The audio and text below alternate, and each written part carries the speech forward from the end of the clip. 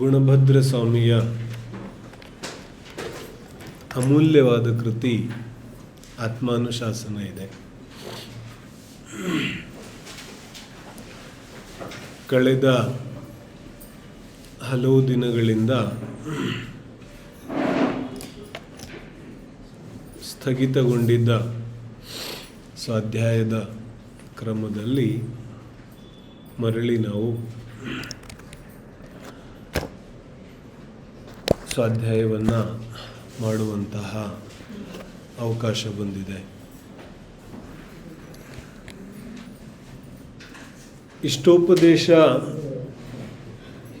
ಅತ್ಯಂತ ಲಘುಕಾಯ ಗ್ರಂಥವಾಗಿದ್ದರೂ ಬಹಳಷ್ಟು ಮಾರ್ಮಿಕ ಸಂಗತಿಗಳನ್ನು ನಮಗೆ ತಿಳಿಸಿಕೊಟ್ಟಿದೆ. ಒಂದು ರೀತಿಯಾಗಿ ಇಷ್ಟೋಪದೇಶ ಜೈನತ್ವದ ಮೂಲ ಪರಿಭಾಷೆಯನ್ನೇ ತಿಳಿಸಿಕೊಡುತ್ತೆ. ನಿಯಮಿತವಾಗಿ ಇಷ್ಟೋಪದೇಶ ಸ್ವಾಧ್ಯಾಯ ಕೇಳಿದವ್ರಿಗೆ ಇಷ್ಟೋಪದೇಶದ ವಿಷಯಗಳು ಗಮನದಲ್ಲಿರಬೇಕು. ಹಾಗೆ ನೋಡಿದ್ರೆ ಇಡೀ ಜೈನಾಗಮವೇ ಇಷ್ಟ ಉಪದೇಶ ಇದೆ. ಯಾವುದು ಜೀವಿಗೆ ಇಷ್ಟ ಇದೆ ಅದರ ಉಪದೇಶನೇ ಜೈನಾಗಮ ಇದೆ. ಆದರೂ ಕೂಡ ನಮಗೆಲ್ಲ ಅನಾದಿ ಕಾಲದ ಅಜ್ಞಾನದ ಸಂಸ್ಕಾರ ಇದೆ. ಅದು ಬಹಳಷ್ಟು ಬೇಗ ಬಿಟ್ಟು ಹೋಗೋದಿಲ್ಲ.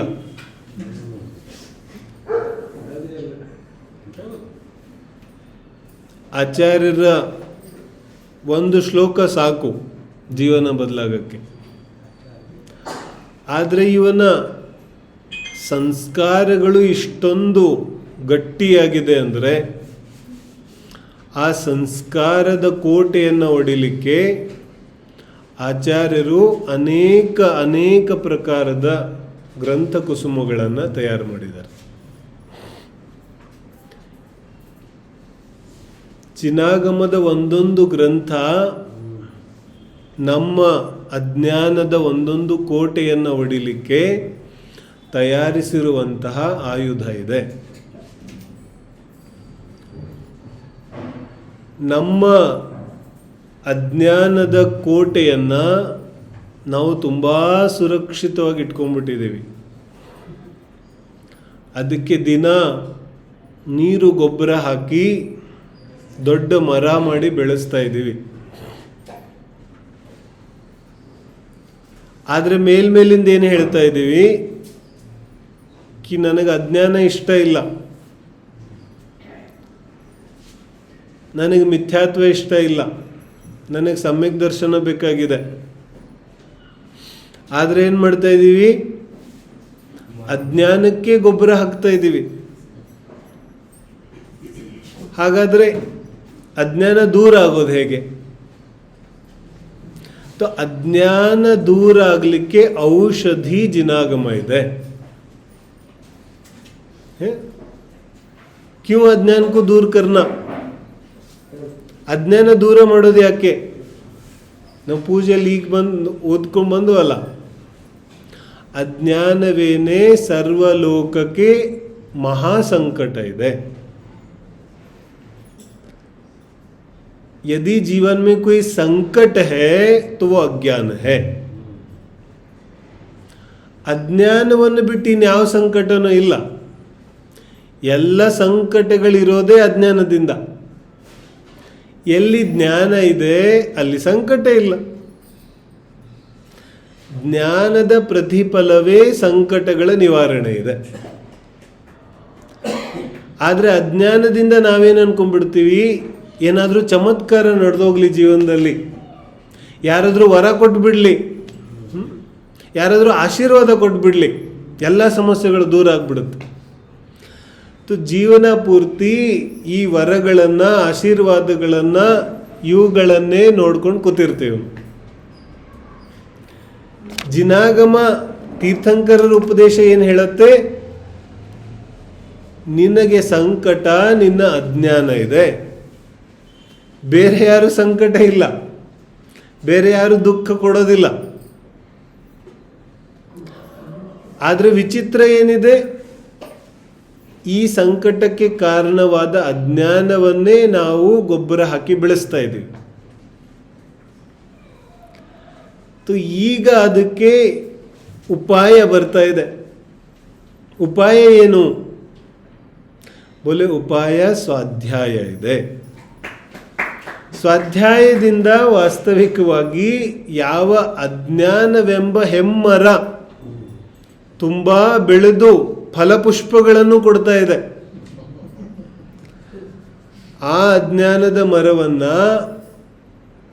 ಬುಡ ಸಮೇತವಾಗಿ ಕಿತ್ತೆಸಿಲಿಕ್ಕೆ स्वाध्याय उपाय है।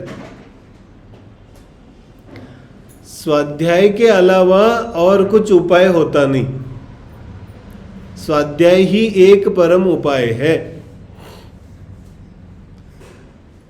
तो ಪ್ರಾರಂಭದಿಂದನೇ ಜಿನ್ವಾನಿ ಏನು ಹೇಳ್ತಾ ಇದೆ, ನೀನು ಯಾವ ಯಾವ ಸಮಸ್ಯೆಗಳಿದೆ ಅನ್ನೋದನ್ನ ಎಣಿಸಬೇಡ, ಜೀವನದಲ್ಲಿ ಏನೇನು ನಡೀತಾ ಇದೆ ಅನ್ನೋದನ್ನ ಹೇಳಬೇಡ, ಯಾರ್ಯಾರು ಕಾಟ ಕೊಡ್ತಾ ಇದ್ದಾರೆ ಅಂತ ಹೇಳಬೇಡ,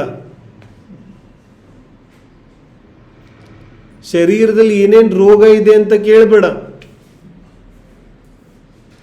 ಜಿನ್ವಾನಿ ಹೇಳ್ತಾ ಇದೆ, ಇದ್ಯಾವುದು ನಿನ್ನ ಸಂಕಟನೇ ಅಲ್ಲ. ನಿಜವಾದ ಸಂಕಟವನ್ನ ಎದುರಿಸುವ ಸಾಮರ್ಥ್ಯ ಇಲ್ಲದೆ ಇರೋದ್ರಿಂದ ಇವೆಲ್ಲ ಚಿಕ್ಕ ಪುಟ್ಟ ಸಂಕಟಗಳನ್ನ ಮಹಾ ಸಂಕಟಗಳಾಗಿ ಮಾಡ್ಕೊಂಡ್ಬಿಟ್ಟಿದ್ದೇವೆ ನಾವು. ಅಜ್ಞಾನದ ಮುಂದೆ ಇದಾವ ಸಂಕಟಗಳೇ ಅಲ್ಲ. ಯಾಕಂದ್ರೆ ಈ ಎಲ್ಲ ಸೈನಿಕರನ್ನ ನಡೆಸುವ ರಾಜ ಅಜ್ಞಾನ ಇದ್ದಾನೆ, ಅವನು ನಡೆಸ್ತಾ ಇದ್ದಾನೆ. ಅಜ್ಞಾನವೆಂಬ ರಾಜ ಇಲ್ಲದೆ ಹೋದ್ರೆ ಇದಾವ ಸಂಕಟಗಳು ನಡೆಯೋದಿಲ್ಲ. ಹಾಗಾಗಿ ನಮ್ಮ ಮನುಷ್ಯ ಜೀವನದ ಅಂತಿಮ ಧ್ಯೇಯ ಸಮ್ಯಕ್ ಜ್ಞಾನ ಇದೆ. ಜ್ಞಾನಾತ್ಮಕ ಜೀವನವೇ ವಾಸ್ತವಿಕವಾದ ಜೀವನ ಇದೆ. मनुष्य ಅಂತ ಕರೆಯೋದು ಯಾವಾಗ?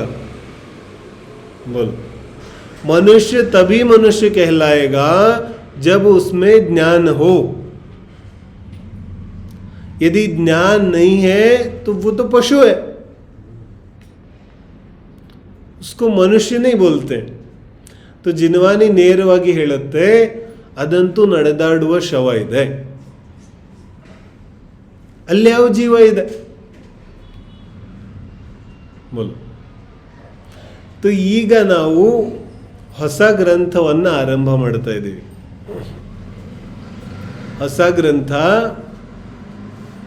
ಆಚಾರ್ಯ ಶ್ರೀ ಗುಣಭದ್ರಾಚಾರ್ಯರ ಕೃತಿ ಇದೆ. ಗುಣಭದ್ರಾಚಾರ್ಯರು ಯಾರು?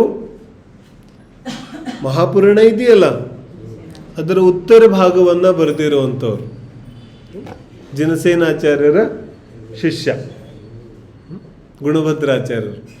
ಇಲ್ಲೇ ಕರ್ನಾಟಕದಲ್ಲೇ ಇದ್ರು, ಮದಾವ್ ಕರ್ನಾಟಕದಲ್ಲೇ ಇದ್ರು, ನಮಗೆ ಗೊತ್ತಿಲ್ಲ. ಗುಣಭದ್ರ ಅನ್ನುವಂಥ ಹೆಸರೇ ಕೇಳಿಲ್ಲ. ಪೂಜ್ಯಪಾದ ಸ್ವಾಮಿ ಕರ್ನಾಟಕದಲ್ಲೇ ನಮ್ಮ ಪಕ್ಕದಲ್ಲೇ ಇದ್ದಾರೆ. ಬೋಲೋ, ಗುಣಭದ್ರಾಚಾರ್ಯರು ಇಲ್ಲಿಯವರೇ. ಇಂತಹ ಅಮೂಲ್ಯವಾದ ಕೃತಿಯನ್ನು ಬರೆದಿದ್ದಾರೆ. ಸಾಹಿತ್ಯದ ದೃಷ್ಟಿಯಿಂದ ನೋಡಿದ್ರೆ ಸಂಸ್ಕೃತ ಸಾಹಿತ್ಯದಲ್ಲಿ ತುಂಬ ಬೆಲೆ ಇರುವಂತಹ ಕೃತಿ ಇದು. ಇದರಲ್ಲಿ ಎಲ್ಲ ವಿಷಯಗಳಿದೆ, ಯಾರಿಗೇನು ಬೇಕೆಲ್ಲ ಸಿಗುತ್ತೆ. बोलो, जिसको जो चाहिए सब मिलेगा. अच्छा, सब मिलेगा तो किसको क्या मिलेगा? किस किस को क्या क्या मिलेगा? बोले, जिस जिसमें जितनी योग्यता होगी उसको उतना मिलेगा. क्या ಯಾರಲ್ಲಿ ಎಷ್ಟು ಜ್ಞಾನಾತ್ಮಕ ಯೋಗ್ಯತೆ ಇದೆ ಅಷ್ಟು ಸಿಗುತ್ತೆ. ಇಲ್ಲಿ ನೀತಿ ಇದೆ, ಅಧ್ಯಾತ್ಮ ಇದೆ, ಲೌಕಿಕ ಜೀವನ ಇದೆ, ಎಲ್ಲವೂ ಇದೆ ಈ ಗ್ರಂಥದಲ್ಲಿ. ಈ ಗ್ರಂಥದ ಅತಿ ದೊಡ್ಡ ವಿಶೇಷತೆ ಇದೆ ಇದು. ಯಾಕಂದ್ರೆ ನಾವೇನು ಮಾಡಿಬಿಡ್ತೀವಿ, ಧರ್ಮ ಅಧ್ಯಾತ್ಮ ಅಂದ ತಕ್ಷಣ ಅದನ್ನ ಜೀವನದ ಇನ್ನೊಂದು ಭಾಗ ಮಾಡಿಬಿಡ್ತೀವಿ. ಧರ್ಮ ಅಂದ್ರೆ ಏನು? ಬೋಲು, ಧರ್ಮ ಅಂದ್ರೆ ಏನು? ಏನನ್ಸುತ್ತೆ? ವಿಚಾರ ಮಾಡೋದು. ಧರ್ಮ ಅಂದ್ರೆ ಏನನ್ಸುತ್ತೆ? ಧರ್ಮ ಅಂದ್ರೆ ಏನು? ಟೈಮ್ ಇದ್ರೆ ಬಸ್ತಿಗೆ ಹೋಗಿ ಬರೋದು, ಟೈಮ್ ಇಲ್ಲ ಅಂದ್ರೆ कोई बात नहीं, कल चले जाएंगे, ठीक, इसको धर्म बोलते हैं. नहीं तो 10 लक्षण आ गई तो उपवास कर लेंगे, तो धर्म हो जाएगा. ಧರ್ಮ ಅಂದ್ರೆ ಏನನ್ಸುತ್ತೆ? ನಮ್ಮ ಸಾಂಸಾರಿಕ ಜೀವನದಲ್ಲಿ ಏನಾದರೂ ಸಮಯ ಉಳಿದ್ರೆ ಆಗ ಏನಾದರೂ ಮನಸ್ಸು ಸಮಾಧಾನಕ್ಕೋಸ್ಕರ ಮಾಡೋ ಒಂದು ಕೆಲಸ, ಅದು ಧರ್ಮ. ऐसा लगता है अपने को. और टाइम नहीं बचा तो नहीं करते हैं, फिर जब बूढ़े हो जाएंगे तब करेंगे. ಕಿವಿ ಕಣ್ಣು ಮೂಗು ಬಾಯಿ ಏನೂ ಇಲ್ಲದೆ ಇದ್ದಾಗ ತಬ್ ಕರೆಂಗೆ. ಹಿಂಗ ಅನ್ಸುತ್ತೆ ತಾನೆ. ಗುಣಭದ್ರ ಆಚಾರ್ಯ ಇದು ಚೆನ್ನಾಗಿ ಗೊತ್ತಿದೆ ಕಿ ಶ್ರಾವಕನ ಅಜ್ಞಾನಿಯ ಮನಸ್ಸಲ್ಲಿ ಏನು ನಡೀತಾ ಇದೆ ಅಂತ. ಆ ಯಾವ ಧರ್ಮವನ್ನ ನಮ್ಮ ಜೀವನದಿಂದ ಅತಿ ದೂರ ಇಟ್ಟುಬಿಟ್ಟಿದ್ದೀವಿ, ಅದನ್ನ ಜೀವನದ ಅವಿಭಾಜ್ಯ ಅಂಗಾಗಿಸೋದು ಹೇಗೆ ಅನ್ನೋದನ್ನ ಕಲಿಸ್ತಾರೆ ಇಲ್ಲಿ. उसको जीवन का अंश कैसे बनाना, नहीं तो हम जीवन से धर्म को बहुत दूर रख देते हैं. होना क्या चाहिए था? होना ये चाहिए था कि प्रत्येक कार्य में धर्म का समागम हो. नहीं तो ಯಾವ ಕೆಲಸ ಇದೆ ಅದರಿಂದ ಅನೇಕ ರೀತಿಯಾದ ಅನಾಚಾರ ಆಗೋದು निश्चित ಇದೆ. निश्चित है ये. यदि हम अनाचार नहीं चाहते हैं तो धर्म का आश्रय तो प्रत्येक क्रिया में होनी चाहिए. प्रत्येक क्रिया ಅಂದ್ರೆ ಪ್ರತಿಯೊಂದು. ನಾನೇನಾದರೂ ಕೆಲಸವನ್ನು ಆಯ್ಕೆ ಮಾಡ್ಕೋತೀನಿ, ಅದರ ಹಿಂದೆ ಧಾರ್ಮಿಕ ಒಂದು ಕಾರಣ ಇರಬೇಕು. ನಾನು ಏನು ತಿಂತಾ ಇದ್ದೀನಿ, ಎಲ್ಲಿಗೆ ಹೋಗ್ತಾ ಇದ್ದೀನಿ, ಯಾರ ಜೊತೆಗಿದ್ದೀನಿ, ಏನು ಮಾಡ್ತಾ ಇದ್ದೀನಿ, ಪ್ರತಿಯೊಂದರಲ್ಲೂ ಧಾರ್ಮಿಕ ಕಾರಣ ಇರಲೇಬೇಕು.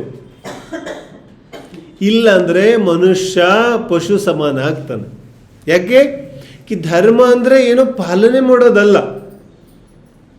ನಮಗೆಲ್ಲ ಏನು ಅನಿಸ್ಬಿಟ್ಟಿದೆ, ಧರ್ಮ ಅಂದರೆ ಪಾಲನೆ ಮಾಡೋದು.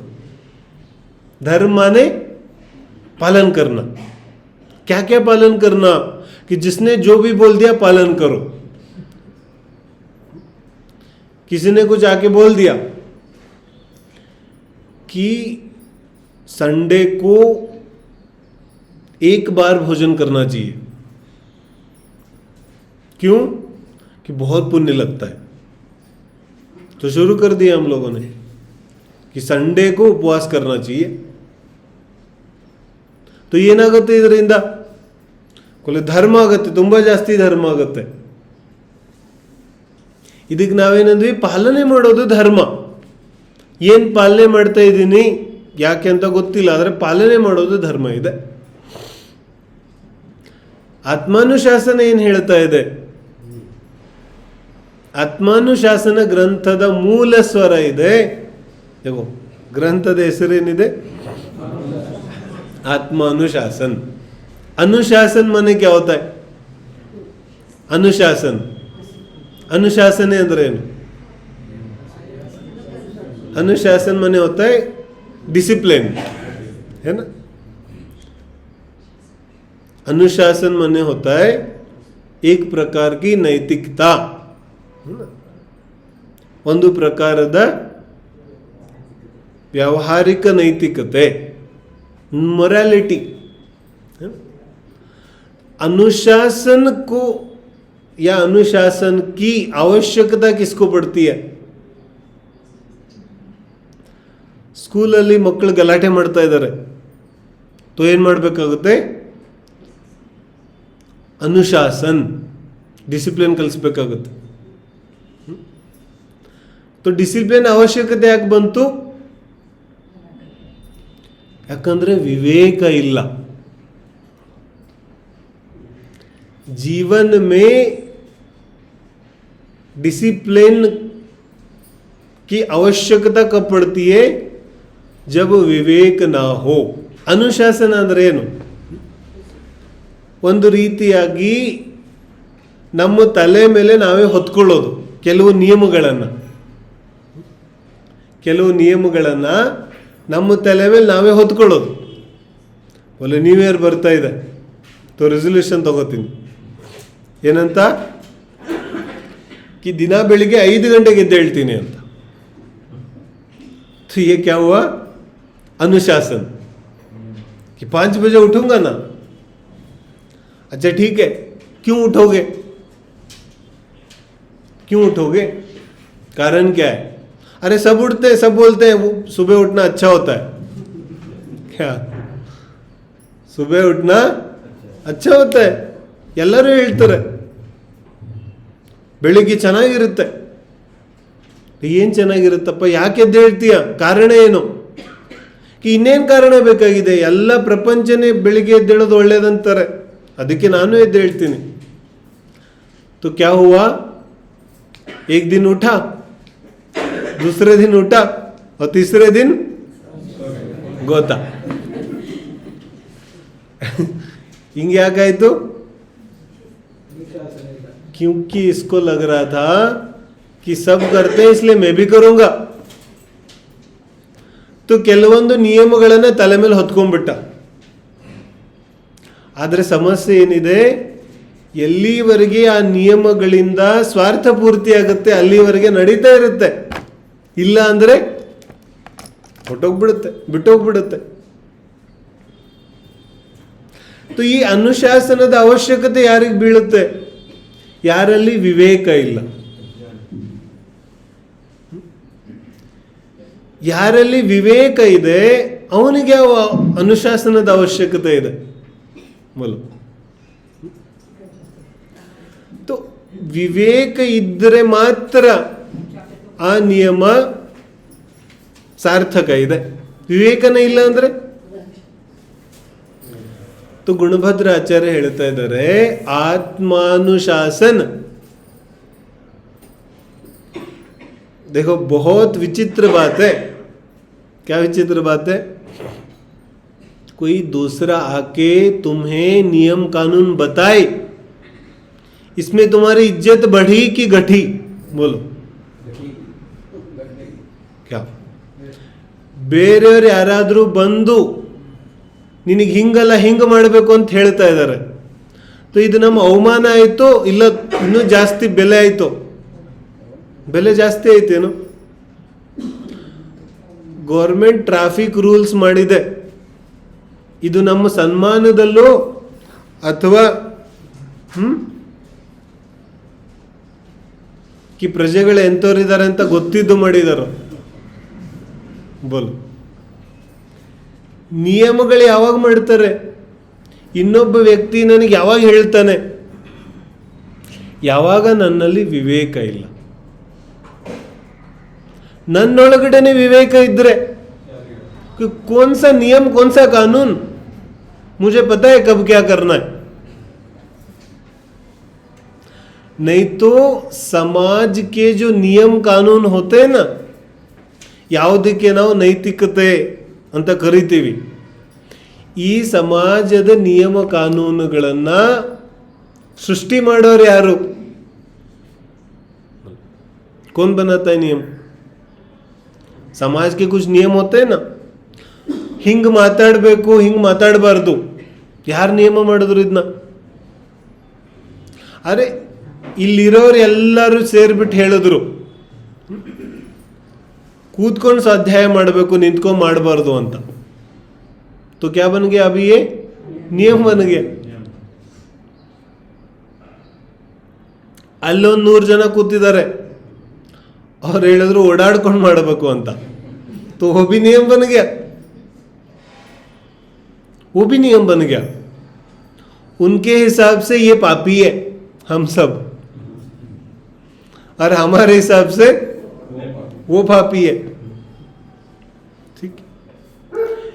ಯಾವ ನಿಯಮ ಕರ್ನಾಟಕದಲ್ಲಿ ಅಪ್ಲೈ ಆಗುತ್ತೆ ಅದು ತಮಿಳುನಾಡಲ್ಲಿ ಅಪ್ಲೈ ಆಗೋದಿಲ್ಲ. ಅಲ್ಲಿ ಜನರಿಗೆ ಇದು ಅನಿಷ್ಟ ಅನಿಸುತ್ತೆ, ಅಲ್ಲಿ ಅವ್ರಿಗೆ ಏನು ಸರಿ ಅನಿಸುತ್ತೆ ಅದು ಇಲ್ಲಿ ಅವ್ರಿಗೆ ಅನಿಷ್ಟ अनिष्ट दक्षिण के लोगों को जो अच्छा लगता है वो उत्तर वालों को नहीं लगता. सोरेकाई भक्षण अभक्षण बोलो क्या लगता है?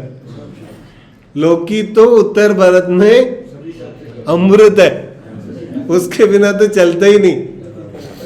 और दक्षिण में तो अभक्ष बोलते हैं. तो भक्ष्य क्या भक्ष्य?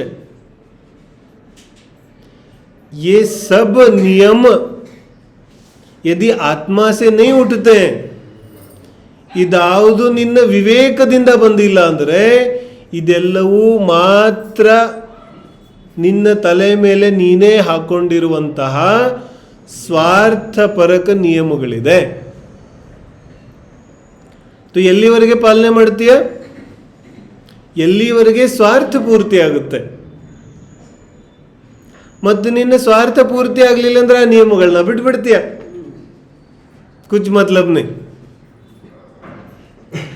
तो ಆತ್ಮಾನುಶಾಸನ ಹೇಳ್ತಾ ಇದೆ, ಇಂತಹ ಅನುಶಾಸನೆಗಳನ್ನ ವರ್ಷಾನುಗಟ್ಲೆಯಿಂದ ಮಾಡ್ಕೊಂಡ್ ಬಂದಿದ್ಯಾ. कुछ मिलेगा नहीं तुमको इससे, कुछ लाभ नहीं मिला. ಮಾಡಿದೀವಿ ತಾನೆ. ಮರ್ದೇ ಸಮಯ ವ್ಯಕ್ತಿ ಏನು ಹೇಳ್ತಾನೆ, ನಾನು ಸಮಾಜದ ಎಲ್ಲ ನಿಯಮಗಳನ್ನ ಪಾಲನೆ ಮಾಡಿದೆ, ಏನು ಸಿಗ್ಲಿಲ್ಲ. तो ಯಾವುದು ಇಲ್ಲಿ ಸರಿ ಇದೆ ಅದು ಇನ್ನೊಂದು ದೇಶದಲ್ಲಿ ಸರಿ ಇಲ್ಲ, ಅಲ್ಲಿ ಸರಿ ಇರೋದು ಇಲ್ಲಿ ಸರಿ ಇಲ್ಲ. ಹಾಗಾದ್ರೆ ಇದೆಲ್ಲ ಮಾತ್ರ ಮೇಲ್ಮೇಲಿ ನೋಟಕ್ಕೆ ಕಾಣಿಸುವಂತಹ ನಿಯಮಗಳಿದೆ, ಇದಾವುದು ಕೂಡ ಧರ್ಮ ಇಲ್ಲ. ಇದನ್ನ ಪಾಲನೆ ಮಾಡಿಕೊಂಡು ನಾನೇನು ಧರ್ಮ ಮಾಡ್ತಿದ್ದೀನಿ ಅಂತ ಅನ್ಕೊಂಡ್ರೆ ಇದು ವಾಸ್ತವಿಕವಾಗಿ ಧರ್ಮ ಅಲ್ಲ. ಯಾವುದಕ್ಕೆ ಧರ್ಮ ಅನ್ನೋದು? ಹಾಗಾದ್ರೆ ಇದನ್ನೆಲ್ಲ ಪಾಲನೆ ಮಾಡೋದು ಧರ್ಮ ಅಲ್ವೇನೋ? ಹಾಗಾದ್ರೆ ಇದನ್ನೆಲ್ಲ ಪಾಲನೆ ಮಾಡಬಾರದು ಅಂತ ಹೇಳ್ತಾ ಇದ್ದಾರನೋ? ಹಾಗಾದ್ರೆ ನೈ ಪಾಲನೆ ಮಾಡಬಾರದು ಅಂತ ಹೇಳ್ತಾ ಇಲ್ಲ. ಏನು ಹೇಳ್ತಾ ಇದ್ದಾರೆ? ವಿವೇಕದಿಂದ ಮಾಡು ಅಂತ ಹೇಳ್ತಾ ಇದ್ದಾರೆ. ವಿವೇಕದಿಂದ ಹೆಂಗ್ ಮಾಡೋದು? बोले आत्म अनुशासन, अनुशासन ऐसा हो जो आत्मा से उठे. अनुशासन को संयम समझो, है ना? तो संयम ಹೇಗಿರಬೇಕು? तो संयम ನಿನ್ನ ಆತ್ಮನಿಂದನೇ ಹುಟ್ಟಬೇಕು. ये कौन सा संयम हुआ कि किसी ने दूसरे ने व्रत दे दिया तुमको और तुमने बोल दिया मैं व्रती? आचार्य कहते हैं ये कोई मतलब नहीं. तो ಏನು ಹೇಳ್ತಿದ್ದಾರೆ? ಸಂಯಮ ನಿನ್ನ ಆತ್ಮನಿಂದನೇ ಹುಟ್ಟಬೇಕು, ಅದು ನಿಜವಾದ ಸಂಯಮ ಇದೆ. ಬೇರೆಯವರು ಯಾರಾದರೂ ವ್ರತ ಕೊಟ್ರೆ ಇದರಲ್ಲಿ ನಿನ್ನ ಶ್ರೇಯಸ್ಸಿದೆಯೇನು? ये तो तुम्हारा अवमान हुआ ना कि तुम व्रत ले नहीं पा रहे थे. तो ಆತ್ಮಾನುಶಾಸನ ಗ್ರಂಥ ಹೇಳ್ತಾ ಇದೆ, ಅನುಶಾಸನ ಆತ್ಮನಿಂದ ಹುಟ್ಟಬೇಕು. ಆತ್ಮನಿಂದ ಹುಟ್ಟಿರುವ ಅನುಶಾಸನ ಸಂಯಮ ಅದು ಸದಾ ಕಾಲಕ್ಕೋಸ್ಕರ ಇರುತ್ತೆ. ಇಲ್ಲ ಅಂದರೆ ನಾವು ಯಾವ ಕುಟುಂಬದಲ್ಲಿ ಹುಟ್ಟಿದ್ದೀವಿ ಆ ಕುಟುಂಬದಲ್ಲಿ ಮಾಂಸಾಹಾರ ಮಾಡೋದಿಲ್ಲ, ಅದಕ್ಕೆ ನಾನು ಮಾಡೋದಿಲ್ಲ. ಮತ್ತು ಮಾಡ್ತಾ ಇದ್ದಿದ್ರೆ ನಾನು ಮಾಡ್ತಿದ್ದೆ. बोलो, ये तो बस एक संयोग था कि तुम्हारा जन्म किसी कुटुंब में हो गया. ये तो संयोग था ना, ಸಂಯೋಗ ಇತ್ತು ತಾನೆ. ಯಾವ ಕುಟುಂಬದಲ್ಲಿ ಜನ್ಮ ಆಗತ್ತೆ ಅನ್ನೋದನ್ನ ಯಾರಾದರೂ ನಿರ್ಣಯ ಮಾಡಿದ್ವೇನೋ? पहले लेटर लिख के तो नहीं आया ना, कोई नहीं है ना, अग्रीमेंट बना करके नहीं है. तो ಯಾವ ಕುಟುಂಬದಲ್ಲಿ ಜನ್ಮ ಆಯಿತು ಆ ಕುಟುಂಬದಲ್ಲಿ ಒಂದು ವಾತಾವರಣ ಇದೆ, ಹಂಗೆ ನಾನಿದ್ದೀನಿ ಅಂದರೆ ಇದರಲ್ಲಿ ತುಂಬಾ ದೊಡ್ಡ ಕೆಲಸ ಆಗೋಯ್ತೇನೋ. इसमें क्या हो गया? ಇದೇ ವ್ಯಕ್ತಿ ಒಂದು 5-6 ವರ್ಷ US ಅಲ್ಲಿ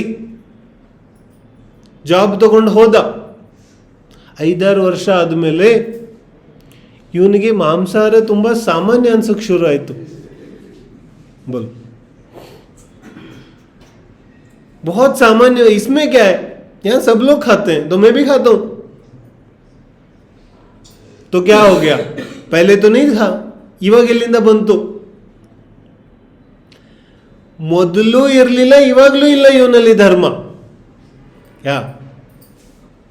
ಯಾವಾಗ ಇವನು ತಿಂತಾ ಇರಲಿಲ್ಲ ಅವಾಗಲೂ ಧರ್ಮ ಇರಲಿಲ್ಲ ಇವನ ಹತ್ರ, ಈಗಲೂ ಇಲ್ಲ. ಮೊದಲು ಧರ್ಮ ಇದ್ದಿದ್ರೆ ಇವಾಗೆಲ್ಲ ಹೋಗ್ತಿತ್ತು.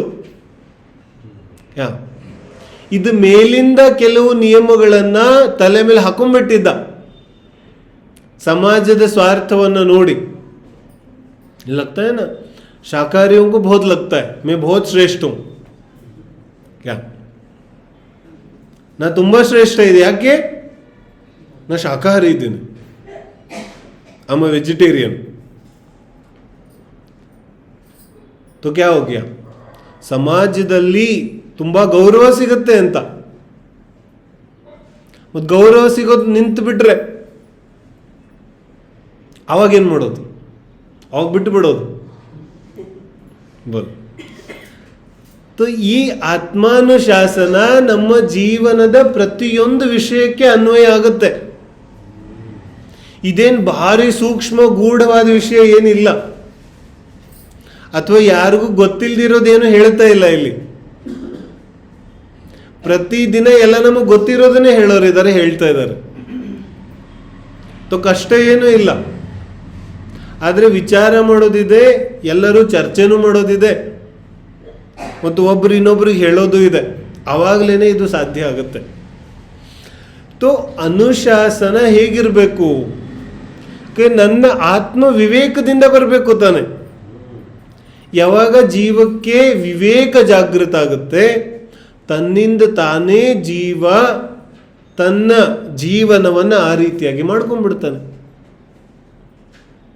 ಅವನಿಗೆ ಯಾವ ಕಷ್ಟನೇ ಅನಿಸೋದಿಲ್ಲ. ನಮಗೆ ವ್ರತ ಪಾಲನೆ ಮಾಡೋದು ಕಷ್ಟ ಅನ್ಸುತ್ತೆ, है ना? कष्ट लगता है कि बहुत आनंद आता है.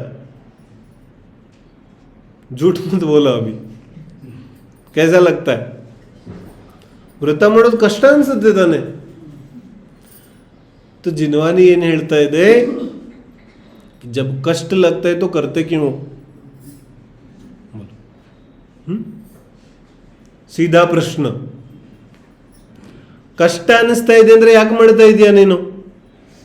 ಯಾತಕ್ಕೋಸ್ಕರ ಮಾಡ್ತಾ ಇದೀಯ? ಇದರ ಹಿಂದೆ ಇರೋ ಕಾರಣ ಏನು?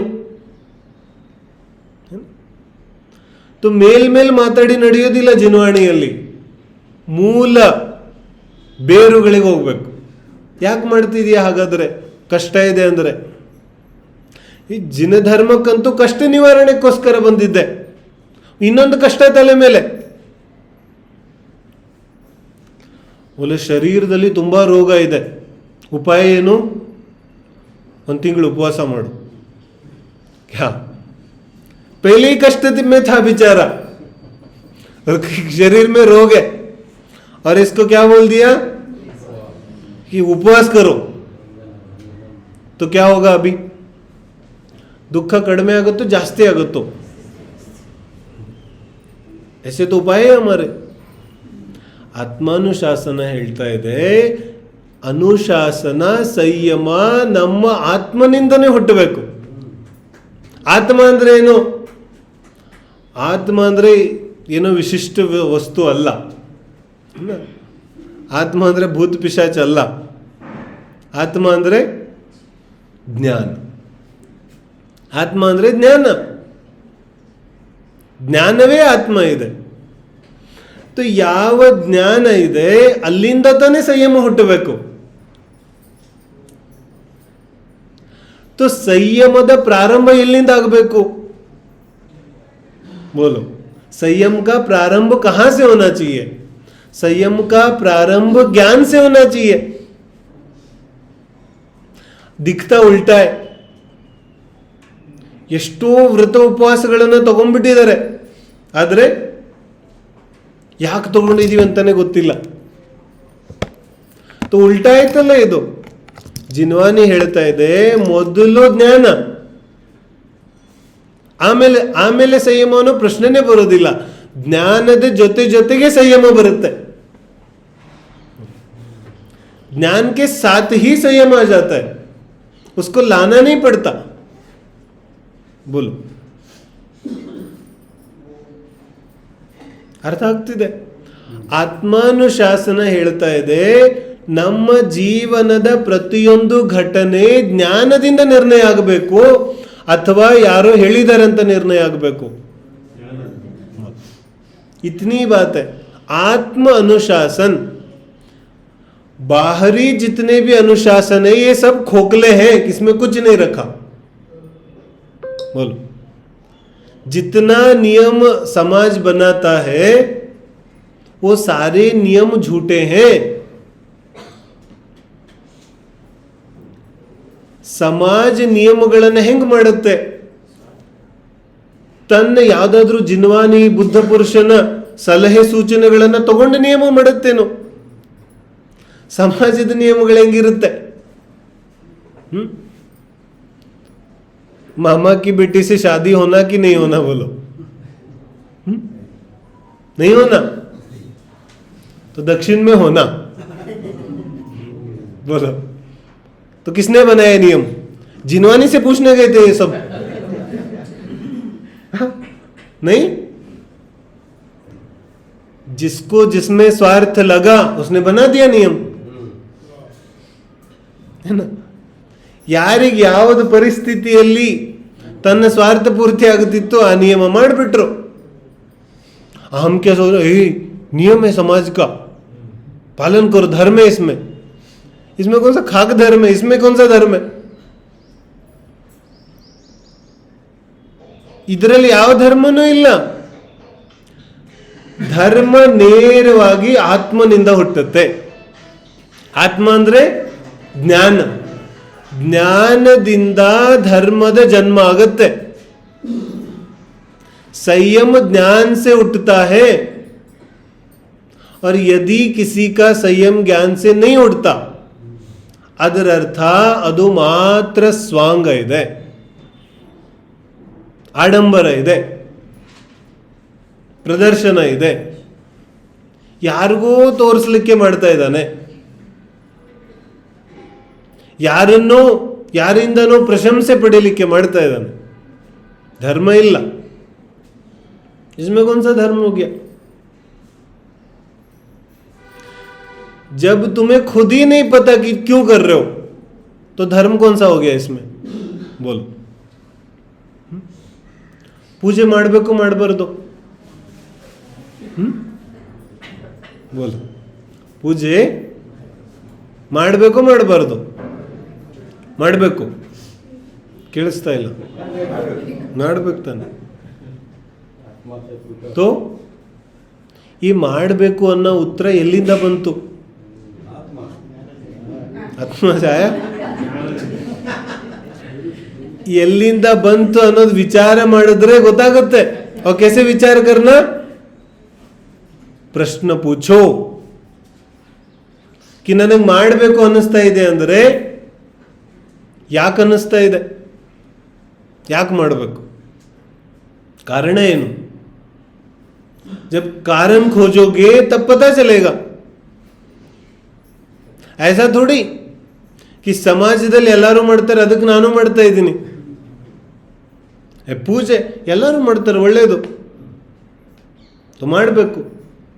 ನಾಳೆ ಎಲ್ಲರೂ ಬಿಟ್ಬಿಟ್ರೆ बोलो तुम भी छोड़ दोगे, तुम भी छोड़ दोगे. इतनी ही बात है. इसी को खोखली नैतिकता बोलते हैं. ಈ ಮೊರಾಲಿಟಿಯಲ್ಲಿ ಏನೂ ಇಲ್ಲ. ಸಮಾಜದಲ್ಲಿ ನಾವು ಯಾವುದಕ್ಕೆ ಮೊರಾಲಿಟಿ ಅಂತ ಕರಿತೀವಲ್ಲ, ಅದರಲ್ಲಿ ಏನೂ ಸತ್ವ ಖಂಡಿತವಾಗ್ಲೂ ಇಲ್ಲ. ಸಂಪೂರ್ಣವಾಗಿ ಜೀವ ತನ್ನ ದೈಹಿಕ, ಮಾನಸಿಕ, ಕೌಟುಂಬಿಕ ಸ್ವಾರ್ಥ ಪೂರ್ತಿಯನ್ನು ಮಾಡ್ತಾನೆ. ಇದನ್ನು ತುಂಬ ಚೆನ್ನಾಗಿ ತಿಳಿಯೋದಿದೆ. ಆತ್ಮಾನುಶಾಸನ ಏನು ಮಾಡುತ್ತೆ? ಇದನ್ನೆಲ್ಲ ದೂರ ಮಾಡಿ ಮೊದಲು ಜೀವಕ್ಕೆ ಜ್ಞಾನವನ್ನು ಕೊಡುತ್ತೆ. ಆತ್ಮಾನುಶಾಸನ ಹೇಳುತ್ತೆ, ಇದನ್ನ ತಿಳಿ, ಸಂಯಮ ತನ್ನಿಂದ ತಾನೇ ಬರುತ್ತೆ.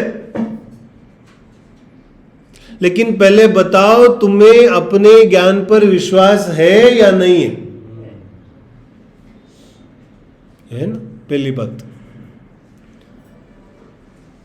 ನಿನ್ನ ಜ್ಞಾನದ ಮೇಲೆ ನಿನಗೆ ವಿಶ್ವಾಸ ಇದೆಯೋ ಇಲ್ವೋ?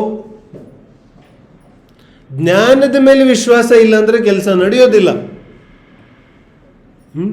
क्या पता, ऐसा हो भी सकता है, नहीं भी हो सकता है, फिर क्या करें? ಹಿಂಗ ಅನಿಸ್ತಾ ಇದ್ರೆ ನಡೆಯೋದಿಲ್ಲ. ಯಾರಿಗೆ ತನ್ನ ಜ್ಞಾನದ ಮೇಲೆ ನಂಬಿಕೆ ಇದೆ ಅವನು ಮುಂದುವರಿತಾನೆ. ಯಾಕಂದ್ರೆ ಸಂಪೂರ್ಣ ಆತ್ಮಾನುಶಾಸನದಲ್ಲಿ ಜ್ಞಾನವನ್ನೇ ಜಾಗೃತ ಮಾಡೋ ಕೆಲಸ ನಡೆಯೋದಿದೆ. शरीर जगा हुआ है, ज्ञान सोया हुआ है. तो अभी क्या करना है? शरीर को सुलाना, ज्ञान को जगाना, तब बात बनेगी. तो ಆತ್ಮ ಅನುಶಾಸನ ತುಂಬಾ ಸುಂದರವಾದಂತಹ ವೃತ್ತಿ ಇದೆ. ತುಂಬಾ ಸುಂದರವಾದ ವಿಷಯ ಇದೆ ಇದು. ಕಿ ಅನುಶಾಸನ ನೇರವಾಗಿ ನನ್ನ ಆತ್ಮನಿಂದ ಹುಟ್ಟುತ್ತಾ ಇದೆ. ಯಾರು ಹೇಳೋರು ಇಲ್ಲ, ಯಾರು ಕೇಳೋರು ಇಲ್ಲ. ಆತ್ಮ ಸ್ವಯಂ ಸಂಯಮಿತ ಇದೆ. ಯಾಕಂದ್ರೆ ಆತ್ಮ ಸ್ವಯಂ ಆನಂದದಲ್ಲಿದೆ. ಇದು ನಿಜವಾದ ಸಂಯಮ ಇದೆ. ಅವ್ರ ಈ ಸಮಾಜದ ಯಾವ ನೈತಿಕ ನಿಯಮ ಕಾನೂನುಗಳಿದೆ ಇದರಲ್ಲಿ ತುಂಬಾ ಕುರೂಪತೆ ಇದೆ. ಇದರಲ್ಲಿ ಸುಂದರವಾದದ್ದೇನೂ ಇಲ್ಲ. ಯಾರೋ ಏನೋ ಸ್ವಾರ್ಥಕ್ಕೋಸ್ಕರ ನಿಯಮ ಮಾಡಿದ್ರು, ನಂದು ಸ್ವಾರ್ಥನೂ ಪೂರ್ತಿ ಆಗ್ತಿದೆ, ಅದಕ್ಕೆ ಮಾಡ್ತಾ ಇದ್ದೀನಿ. ಮತ್ತು ನಾಳೆ ನನ್ನ ಸ್ವಾರ್ಥ ಪೂರ್ತಿ ಆಗ್ತಾ ಇರೋ ಕಾಣಲಿಲ್ಲ ಅಂದರೆ ಬಿಟ್ಟಾಕ್ಬಿಡ್ತೀನಿ. ಇವಾಗ ಈ ಟ್ರೆಂಡ್ ಇಲ್ಲ, ಚಲೋ अभी ट्रेंड दूसरा चल रहा है तो वहां चलते. क्यों? तो ಮೊದಲು ಬಸ್ತಿಗೆ ಬರುವಾಗ ಹಿಂಗಿಂಗ್ ಬರಬೇಕು ಅಂತ ನಿಯಮ ಇತ್ತು. तो सबसे पहले तो नियम था ಚಪ್ಪಲಿ ಹಾಕೊಂಡ್ ಬರಂಗಿಲ್ಲ, ಬಸ್ತಿಗೆ ಬರೋವಾಗ್ಲೇನೆ. ಹೊರಗೆ ಬಿಡೋದಂತಲ್ಲ, ಬಸ್ತಿಗೆ ಬರುವಾಗ ಯಾರು ಹಾಕೊಂಡೇ ಬರೋಂಗಿಲ್ಲ. ये नियम था पहले, है ना? किसको पता है, मुझे नहीं पता. पहले नियम था बिल्कुल कि पहन कर ही नहीं आना. तो ಸ್ವಲ್ಪ ಕಾಲ ಕಳೀತು, तो ಜನರಿಗೆ ಸುಲಭವಾಗಿ ಚಪ್ಪಲಿಗಳು ಸಿಗಕ್ಕೆ ಶುರು ಆಯಿತು. ಮೊದಲು ಸುಲಭವಾಗಿ ಸಿಗ್ತಾನೆ ಇರಲಿಲ್ಲ, तो ಸಿಗೋದು ತುಂಬಾ ಸುಲಭ ಆಯಿತು. तो इसने नियम क्या बना दिया? बाहर रख के आना, ಹೊರಗಡೆ ಬಿಟ್ಟು ಬರಬೇಕು. ये क्या नियम हुआ? नियम तो था पहन के नहीं आना, इसने क्या नियम बना दिया? बाहर छोड़ना। कौन बना दिया ये नियम? पता है आपको? ಯಾರು ಮಾಡಿದ್ರು ಈ ನಿಯಮನ? ನಾವೇ ನಮ್ಮ ಸ್ವಾರ್ಥ ಪೂರ್ತಿ ಆಗ್ತಿತ್ತು. ಹಾ ಅಚ್ಚಾ ಹೈ. ಯಾಕೆ ಅಚ್ಚಾ ಹೈ? ನಮಗಿಷ್ಟ ಇದೆ, ಅದಕ್ಕೆ ಅಚ್ಚಾ ಹೈ. तो पहले नियम था ಚರ್ಮದ ವಸ್ತುಗಳನ್ನ ಉಪಯೋಗಿಸಬಾರದು. नियम क्या था? लेदर प्रोडक्ट यूज नहीं करना, ये नियम था ना. अब नियम क्या बना दिया? मंदिर के बाहर छोड़ के आना. ये क्या नियम हो गया? ನಿಯಮ ಏನಿತ್ತು ಬೈ? ಉಪಯೋಗಿಸಬಾರದು ಅಂತ ನಿಯಮ ಇತ್ತು. ಇವನೇನ್ ನಿಯಮ ಮಾಡ್ದ? ಬಸ್ತಿ ಒಳಗಡೆ ಹಾಕೊಂಡ್ ಬರಬಾರ್ದು, ಹೊರಗಡೆ चलता है, सब चलता है. क्या हो गया नियम? किसने बना दिया ये नियम? हम ही ने बना दिया. ನಮ್ಮ ಸ್ವಾರ್ಥ ಪೂರ್ತಿ ಆಗ್ತಿತ್ತು, ಮಾಡಿಬಿಟ್ವಿ ನಿಯಮ. ನಾಳೆ ಇನ್ನೊಂದು 15-20 ವರ್ಷದಲ್ಲಿ ಇದು ಬದಲಾಗುತ್ತೆ. कोई आश्चर्य नहीं इसमें. ये भी बदल जाएगा. कौन बदलेगा? हम ही बदल देंगे. ನಾವೇ ಬದಲು ಮಾಡ್ಬಿಡ್ತೀವಿ. ಯಾಕೆ? ನಮ್ಮ ಸ್ವಾರ್ಥ ಪೂರ್ತಿ ಆಗಬೇಕು. तो ಇದ್ಯಾವ ನಿಯಮ ವ್ರತ ಉಪವಾಸಗಳಿದೆ, ಇದು ಎಲ್ಲಿವರೆಗೆ ಆತ್ಮನಿಂದ ಹುಟ್ಟುತ್ತಾ ಇಲ್ಲ, ಇದೆಲ್ಲವೂ ನಿರರ್ಥಕ ಇದೆ. ಆತ್ಮನಿಂದ ಹುಟ್ಟಬೇಕಿದೆ, ಎಲ್ಲ ಸಾರ್ಥಕ ಇದೆ. ಅಷ್ಟಮಿ ಚತುರ್ದಶಿಗೆ ಉಪವಾಸ करना चाहिए ना? ಮಾಡಬೇಕು ಮಾಡಬಾರ್ದು? ಮಾಡಬೇಕು. बोलो क्यों करना चाहिए?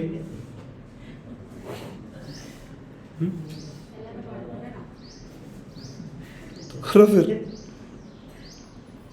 ಎಲ್ಲರೂ ಏನೇನ್ ಮಾಡ್ತಾರೆ, ಸಬ್ ಕರೋ. ಯಾರ್ಯಾರು ಏನ್ ಮಾಡ್ತಾರೆ ಎಲ್ಲ ಮಾಡು. ಹೋಗಾ ऐसे ऐसे जीवन बनेगा. ಈ ರೀತಿ ಜೀವನ ಸತ್ತ ಶವದಂತಿರೋ ಜೀವನ ಇದೆ. मृत बिल्कुल शव है ये, सोचते ही नहीं. ಯಾವ ರೀತಿ ಶವ ಏನು ವಿಚಾರ ಮಾಡೋದಿಲ್ಲ, ಹಾಗೆ ಈ ವ್ಯಕ್ತಿ ಏನು ವಿಚಾರ ಮಾಡೋದಿಲ್ಲ. यंत्रवत, बिल्कुल मशीन. किसी ने जैसा कह दिया वैसे चल दिए, यंत्र. और यदि कोई प्रश्न पूछेगा ना तो इसको बहुत गुस्सा आ जाता है. प्रश्न पूछता है बदमाश. क्यों? ಯಾಕಂದ್ರೆ ಇವನ ಯಾವ ವೃತ್ತಿ ಇದೆ ಅದು ಯಾವುದು ಆತ್ಮನಿಂದ ಹುಟ್ಟುತ್ತಾ ಇಲ್ಲ. ಇವನು ಯಾವುದೋ ಸ್ವಾರ್ಥದಿಂದ ಮಾಡ್ತಾ ಇದ್ದಾನೆ. ಅದಕ್ಕೆ ಯಾರಾದ್ರೂ ಪ್ರಶ್ನೆ ಕೇಳಿದ್ರೆ ಕೋಪ ಬರುತ್ತೆ ಈಗ. ಬೋಲು. ಈ ರೀತಿಯಾದ ಯಾವ ಧಾರ್ಮಿಕ ವೃತ್ತಿ ಇದೆ, ಇದು ಯಾವ ಕಾರಣಕ್ಕೂ ನಮ್ಮನ್ನ ಧಾರ್ಮಿಕ ವ್ಯಕ್ತಿಯನ್ನಾಗಿ ಮಾಡೋದಿಲ್ಲ. ಯಾರ್ಯಾರಿಗೆ ಪ್ರಶ್ನೆ ಇದೆಯಲ್ಲ, ಜೈನ ಧರ್ಮ ಯಾಕೆ ಕುಗ್ಗು ಹೋಯ್ತು ಅಂತ, ಜನಸಂಖ್ಯೆ ಯಾಕೆ ಕಮ್ಮಿ ಆಯಿತು ಅಂತ, ಪಾಲನೆ ಮಾಡೋರು ಯಾಕೆ ಕಮ್ಮಿ ಅಂತ, ಬಸ್ತಿಗೆ ಯಾಕೆ ಬರೋದಿಲ್ಲ ಅಂತ, ಅದಕ್ಕೆ ದೊಡ್ಡ ಉತ್ತರ ಇದೆ ಆತ್ಮಾನುಶಾಸನ. ನಮಗೆ ದಾಸನಾಗೋ ವೃತ್ತಿಯನ್ನ ಕಲಿಸ್ತು ಸಮಾಜ, ಆತ್ಮಾನುಶಾಸನ ಕಲಿಸ್ಲಿಲ್ಲ. ಹೆಂಗ್ ಧರ್ಮ ಬೆಳೆಯುತ್ತೆ? ಬಹುತೇಕ ಜನರಿಗೆ ಧರ್ಮದತ್ತ ಬರಲಿಕ್ಕೆ ಹೆದರಿಕೆ ಆಗುತ್ತೆ. क्यों? ಬರ್ತಾ ಇದ್ದಂತೆ ಪತಾ नहीं क्या क्या नियम बता देंगे ये लोग. क्या ಧರ್ಮದ ಕಡೆ ಬರ್ತಾ ಇದ್ದಂತೆ ಇಷ್ಟು ನಿಯಮಗಳನ್ನು ನಂದು ತನ್ನ ಮುಂದೆ ಇಟ್ಟು ಬಿಡ್ತಾರೆ. तो ಪಾಲನೆ ಮಾಡೋದು ಕಷ್ಟ ಆಗ್ಬಿಡುತ್ತೆ. तो ಅದಕ್ಕೆ झंझटी छोड़ो ना, जाते ही नहीं, ಹೋಗೋದೇ ಬೇಡ. तो ಧರ್ಮದಿಂದ ದೂರ ಉಳಿದು ಬಿಡ್ತು ಸಮಾಜ. तो ಧರ್ಮ ಎಲ್ಲಿವರೆಗೆ ಉಳಿತು? ಅಲ್ಪ ಸ್ವಲ್ಪ ಯುಗಾದಿಗೆ, महावीर जयंतीಗೆ, दीपावली। वो भी इसलिए कि बच्चे कुछ तो सीखे ना, ಇಲ್ಲಾಂದ್ರೆ ಮಕ್ಕಳಿಗೆ ಏನೂ ಕಲಿಸ್ಲಿಲ್ಲ ಅಂದ್ರೆ ಬಿಲ್ಕುಲ್ ಹಾಳಾಗ್ಬಿಡ್ತಾರೆ. ಅದಕ್ಕೋಸ್ಕರ ಯಾವಾಗೋ ಒಂದು ದಿನ ಬರೋದು. ऐसा क्यों हुआ? क्योंकि ಯಾವುದೇ ಜೀವ ಧರ್ಮದ ಹತ್ರ ಬಂದ ತಕ್ಷಣ ಆ ಜೀವಕ್ಕೆ ಏನು ಕಾಣಿಸ್ತಾ ಇದೆ? ಪಾಲನೆ ಮಾಡಬೇಕು. पालन तो आत्मा से उठना चाहिए। हम कौन होते हैं उसको बताने वाले? ಆದ್ರೆ ಹೊಸ ಜೀವ ಧರ್ಮದ ಹತ್ರ ಬಂದ ತಕ್ಷಣನೇ ಆ ಜೀವಕ್ಕೆ ಏನು ಕಾಣಿಸ್ತಾ ಇದೆ? ಎಲ್ಲಾ ಕಡೆ ಸುತ್ತಮುತ್ತ ನಿಯಮ ಕಾನೂನುಗಳು ಕಾಣಿಸ್ತಾ ಇದೆ. ಅವನು ಓಡ್ ಹೋಗ್ಬಿಡ್ತಾನೆ. तो गुणभद्राचार्यರು ಆತ್ಮಾನುಶಾಸನ ಅನ್ನೋ ಕೃತಿಯನ್ನ ಬರೆದಿದ್ದೇ ಈ ಕಾರಣಕ್ಕೋಸ್ಕರ. ऐसे जीव जो धर्म से बहुत दूर चले गए, ಧರ್ಮದಿಂದ ತುಂಬಾ ದೂರ ಇರುವಂತ ಜೀವಿಗಳನ್ನ ಧರ್ಮದ ಹತ್ರ ಕರ್ಕೊಂಡ್ಬರ್ಲಿಕ್ಕೆ ಆತ್ಮಾನುಶಾಸನ ಇದೆ.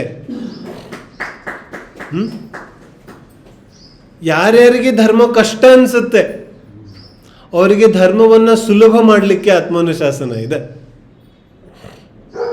ಆತ್ಮಾನುಶಾಸನ ತುಂಬಾ ಸುಂದರವಾದ ಅಮೂಲ್ಯ ಕೃತಿ ಇದೆ. ನಮಗೆ ತುಂಬಾ ಹಿತವಾಗಿ ಆತ್ಮಾನುಶಾಸನ ಹೇಳುತ್ತೆ, ಮೊದಲು ನಿನ್ನ ಆತ್ಮವನ್ನ ನೀನು ತಿಳಿ, ಮೊದಲು ನಿನ್ನ ಜ್ಞಾನವನ್ನ ನೀನು ತಿಳಿ, ನಿನ್ನಲ್ಲಿ ವಿವೇಕ ಜಾಗೃತ ಆಗಲಿ, ಮುಂದಿನ ಕೆಲಸವೆಲ್ಲ ನಿನ್ನ ವಿವೇಕವೇ ಮಾಡುತ್ತೆ. ನೀನೇನು ಮಾಡಬೇಡ.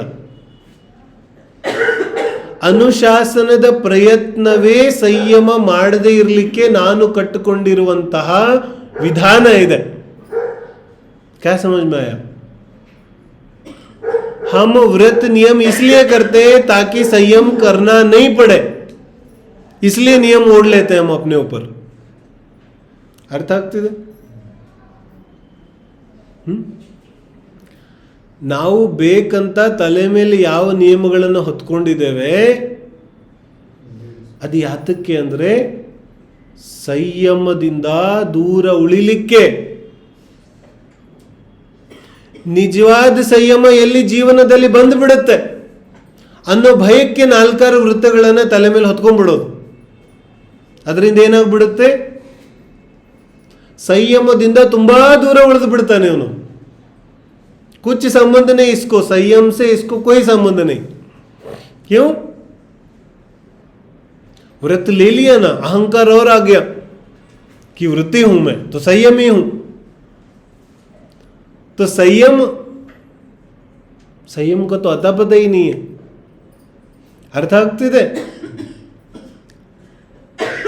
ಜ್ಞಾನ ಇಲ್ಲದೇನೆ, ವಿವೇಕ ಜಾಗೃತ ಆಗದೇನೆ, ಸಮ್ಯಕ್ತ್ವದ ಉದಯ ಆಗದೇನೆ ಮಾತ್ರ ಸ್ವಾರ್ಥದಿಂದ ಯಾವ ನಿಯಮ ವೃತ್ತಗಳನ್ನು ತಗೋತಾನೆ ಅದರಿಂದ ಇವನು ಸಂಯಮದಿಂದ ಮತ್ತಷ್ಟು ದೂರ ಉಳಿತಾನೆ.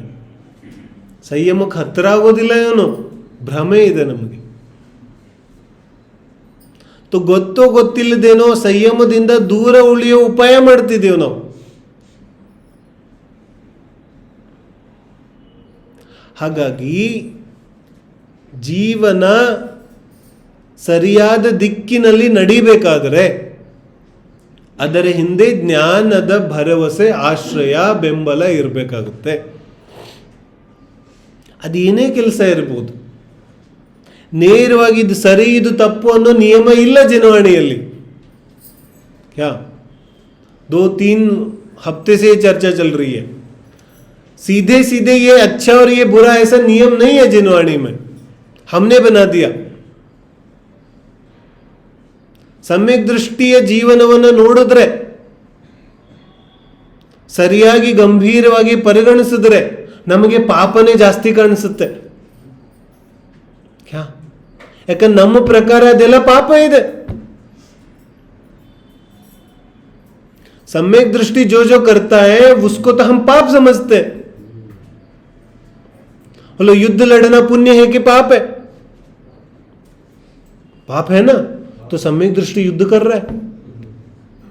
बोलो, तो पुण्य ಮಾಡ್ತಿದ್ದಾನೋ ಪಾಪ ಮಾಡ್ತಿದ್ದಾನೋ? डिक्लेयर कि सम्यक दृष्टि पापी है, कर दो डिक्लेयर, कर दो ना। फिर युद्ध करना पाप है तो ये डिक्लेयर ಮಾಡೋದು सम्यक दृष्टि पापी, महापापी। ऐसा हो सकता है? नहीं हो सकता ना। इसका अर्थ है ನಾವೇನು ನಿಯಮಗಳು ಮಾಡಿದೀವಿ ಅದರಲ್ಲಿ ಅರ್ಥ ಇಲ್ಲ, आत्मा से उठता ही नहीं, बना दिया किसी ने।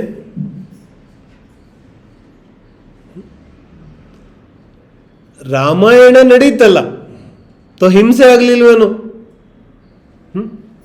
ಹಿಂಸೆ ಆಯ್ತು ತಾನೆ, तो पाप हुआ कि पुण्य हुआ? क्या पाप हुआ ना?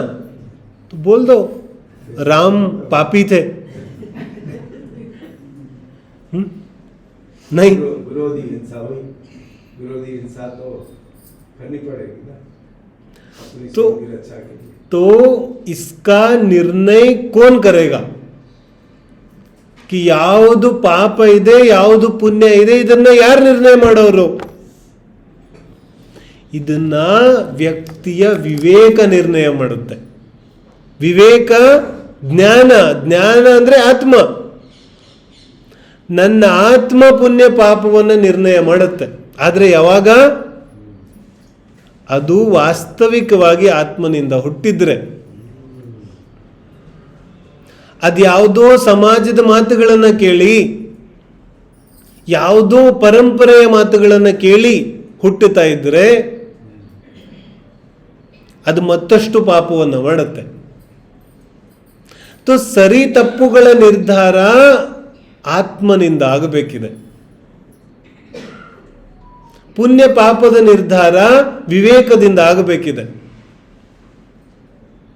ನಾವು ಸೆಟ್ ಆಫ್ ಕೆಲಸಗಳನ್ನ ಪುಣ್ಯ, ಸೆಟ್ ಆಫ್ ಕೆಲಸಗಳನ್ನ ಪಾಪ ಅಂದ್ಬಿಟ್ಟಿದೀವಿ। ಜಿನವಾಣಿಯಲ್ಲಿ ಈ ಭೇದ ಇಲ್ಲವೇ ಇಲ್ಲ। तो ವಿವೇಕ ಹೇಳುತ್ತೆ ಯಾವ ಸಮಯದಲ್ಲಿ ಯಾವ ಕೆಲಸ ಸೂಕ್ತ ಇದೆ।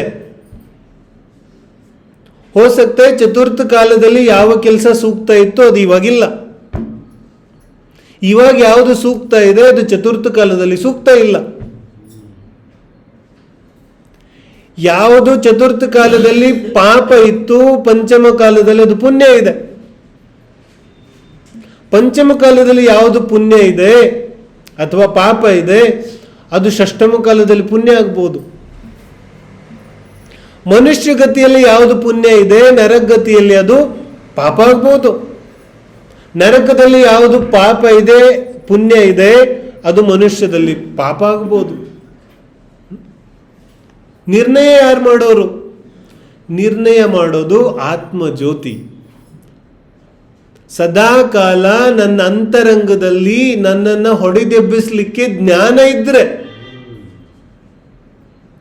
ಅವಾಗ ಯಾರೂ ಬೇಕಾಗಿಲ್ಲ ನಿಯಮ ಕಾನೂನುಗಳು, ಆ ಜ್ಞಾನನೇ ಜೀವಕ್ಕೆ ಹೇಳುತ್ತೆ। ಆದ್ರೆ ಜ್ಞಾನದ ಮೇಲೆ ವಿಶ್ವಾಸ ಇದ್ರೆ, ನಮಗೆ ಜ್ಞಾನದ ಮೇಲೇನೆ ವಿಶ್ವಾಸ ಇಲ್ಲ। ಯಾರಿಗೂ ಗೊತ್ತು ಏನಿದೆ, ಯಾವ ತರ ಇದೆ ಗೊತ್ತಿಲ್ಲ।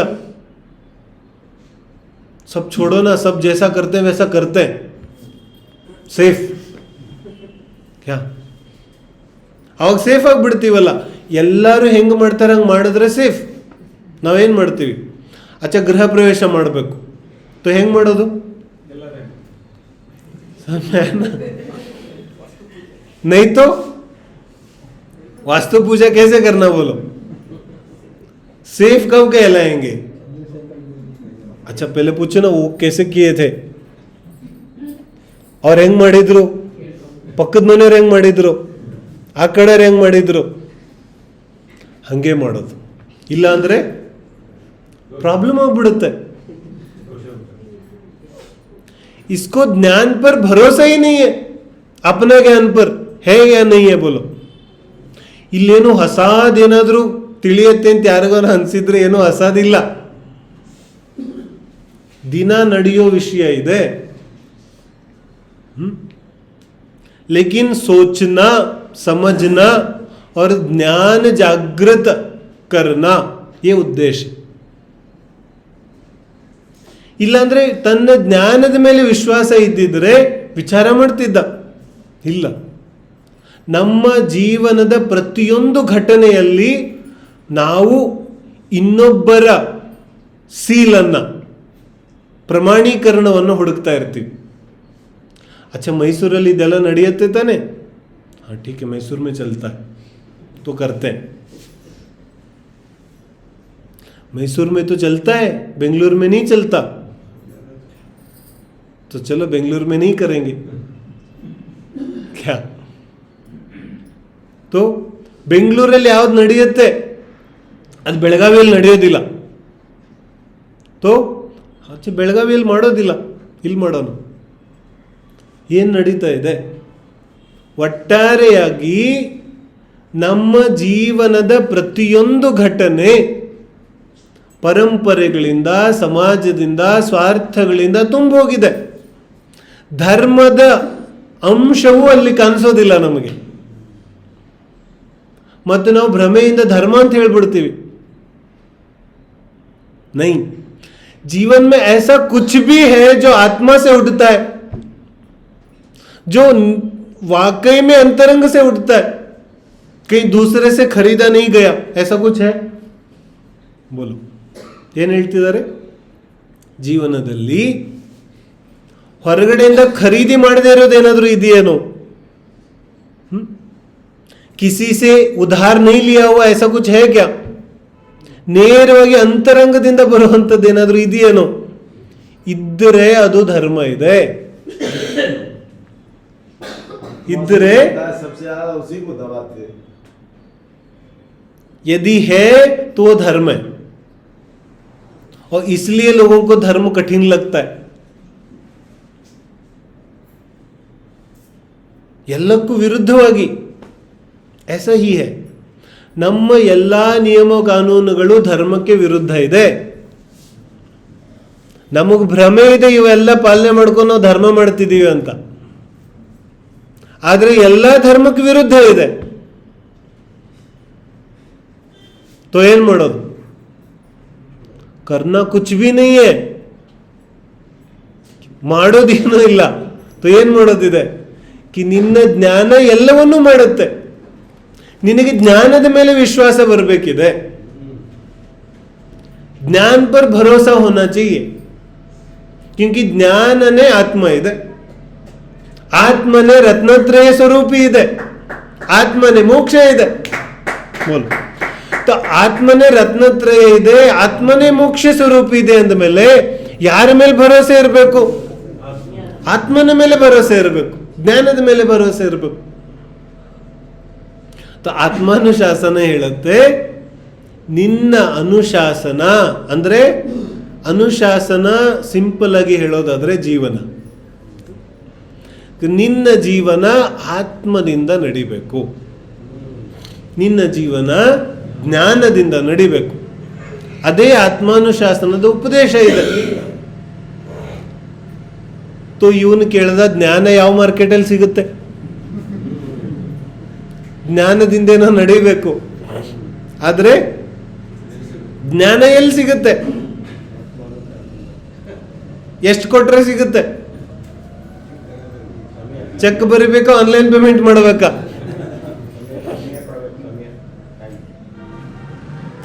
ಗುಣಭದ್ರಾಚಾರ್ಯ ಏನು ಹೇಳ್ತಾರೆ? ಜ್ಞಾನ ನಿನ್ನೊಳಗಡೆನೆ ಇದೆ, ಎಲ್ಲೂ ಹೋಗ್ಬೇಕಾಗಿಲ್ಲ ನೀನು. ಆದ್ರೆ ನಂಗೆ ಇಲ್ಲಿವರೆಗೆ ಗೊತ್ತೇ ಇಲ್ಲ ಜ್ಞಾನ ನನ್ನಲ್ಲೇ ಇದೆ ಅಂತ. ಆಚಾರ್ಯ ಹೇಳ್ತಾರೆ, ಸ್ವಲ್ಪ ಕಾಲ ನಾನೇನು ಹೇಳ್ತಾ ಇದ್ದೀನಿ ಕೇಳು, ಗಮನವಿಟ್ಟು ಕೇಳು. ನಿನಗೆ ನಾನು ಏನೂ ಪಾಲನೆ ಮಾಡಕ್ಕೆ ಹೇಳ್ತಾ ಇಲ್ಲ, ನಿನಗೆ ನಾನು ಏನೂ ಬಿಡ್ಲಿಕ್ಕೆ ಹೇಳ್ತಾ ಇಲ್ಲ. ನಿನಗೆ ಜೀವನದಲ್ಲಿ ಏನೂ ಬದಲಾಯಿಸಕ್ಕೆ ಹೇಳ್ತಾ ಇಲ್ಲ. ಒಂದೇ ಒಂದು ವಿಚಾರ ಆಚಾರ್ಯ ಏನು ಹೇಳ್ತಾ ಇದ್ದಾರೆ, ನಾನು ಏನು ಹೇಳ್ತಾ ಇದ್ದೀನಿ ಗಮನವಿಟ್ಟು ಕೇಳು. आचार्यों का एक ही कंडीशन है और इतना दुर्भाग्य है कि हमने वही नहीं माना. बोलो, ಆಚಾರ್ಯರದ್ದು ಒಂದೇ ಒಂದು ಕಂಡೀಷನ್ ಇದೆ, ಶ್ರೋತಾರಃ ಸಾವಧಾನತೆಯ ಶೃಣುವಂತು. स्वाध्यायದ ಒಂದೇ ಒಂದು ಕಂಡೀಷನ್ ಇದೆ. यदि कोई दूसरा कंडीशन बोले तो नहीं, एक ही कंडीशन है. क्या ಈ ಕಂಡೀಷನ್ ಯಾರ್ಯಾರಿಗೆ ಸ್ವೀಕಾರ ಇಲ್ಲ? बोलो, सबको मान्य है ना? ಯಾರಿಗೆ ಸ್ವೀಕಾರ ಇಲ್ಲ ಇದು? कि मैं जो बोलता हूं वो ध्यान से सुनो, ಗಮನವಿಟ್ಟು ಕೇಳು. अच्छा, ಕೇಳೋದ್ರಿಂದ ಎಲ್ಲ ಆಗುತ್ತೆ? बिल्कुल भाई, सुनने से मोक्ष होता है तो सम्यक दर्शन नहीं होगा.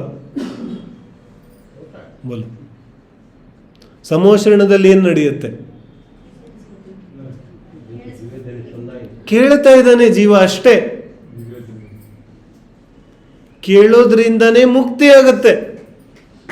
ಕುಚ್ ನೈ ಕರ್ನಾ, ಗಮನವಿಟ್ಟು ಕೇಳೋದು ಮಾತ್ರ ಸಾಕಿದೆ. ಕುಚ್ ನೈ चाहिए. बोलो, और कोई योग्यता नहीं चाहिए.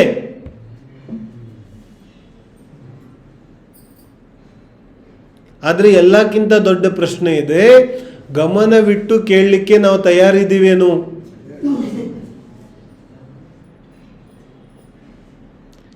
ಈ ಯೋಗ್ಯತೆ ಇಲ್ಲ ಅಂದ್ರೆ ಜಿನ್ವಾಣಿಯಲ್ಲಿ ಪ್ರವೇಶ ಇಲ್ಲ. ಬಾಕಿ ಕುಚ್ ನೈ चाहिए. ಆಚಾರ್ಯರಿಗೆ ನಮ್ಮದು ಏನೂ ಬೇಕಾಗಿಲ್ಲ. ಏನು ಬೇಕಾಗಿದೆ? ಗಮನಪೂರ್ವಕ ಕೇಳೋದು ಬೇಕಾಗಿದೆ. ಮುಂದೆ ಹೇಳೋರಿದ್ದಾರೆ ಇದನ್ನ. ಇದರ ಆತ್ಮಾನುಶಾಸನದ ಸ್ವರೂಪನೇ ಆಗಿದೆ. तो ಗಮನವಿಟ್ಟು ಕೇಳಲಿಕ್ಕೆ ತಯಾರಾಗಿ ಕೂತಿದ್ದೀವಿ ನಾವು, ಇಲ್ಲ ತಲೆಯಲ್ಲಿ ಏನೇನೋ ತುಂಬ್ಕೊಂಡ್ಬಂದಿದ್ದೀವಿ ಆಲ್ರೆಡಿ. ತುಂಬ್ಕೊಂಡ್ಬಂದಿದ್ರೆ ಕೇಳಕ್ ಆಗೋದಿಲ್ಲ ಗಮನವಿಟ್ಟು.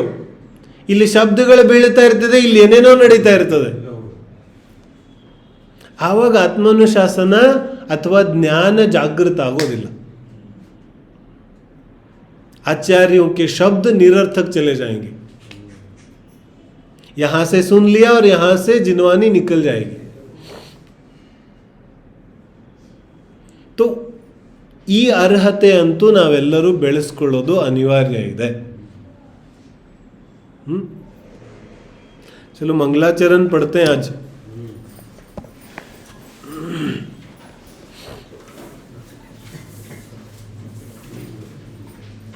ನಾನು ಹೇಳ್ತೀನಿ, ಹೇಳಿ. ಲಕ್ಷ್ಮೀ ನಿವಾಸ ನಿಲಯಂ ವಿಲೀನ ವಿಲಯಂ ನಿಧಾಯ ಹೃದಿವೀರಂ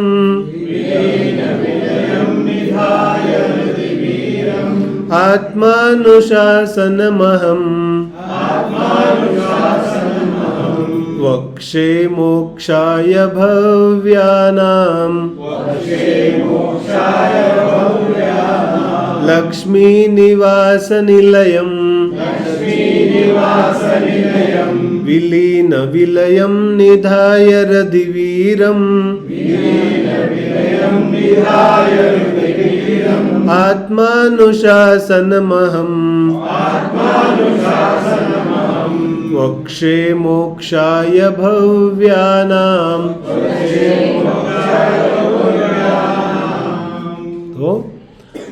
ಆತ್ಮಾನುಶಾಸನವನ್ನ ಅಹಂ ವಕ್ಷೆ ನಾನು ಹೇಳುತ್ತೇನೆ. ಏನು ಹೇಳ್ತೇನೆ? ಆತ್ಮಾನುಶಾಸನಂ. ಆತ್ಮನಿಂದ ಸಂಯಮವನ್ನು ಮಾಡೋದು ಹೇಗೆ? ಆತ್ಮನಿಂದ ಜೀವನ ಮಾಡೋದು ಹೇಗೆ?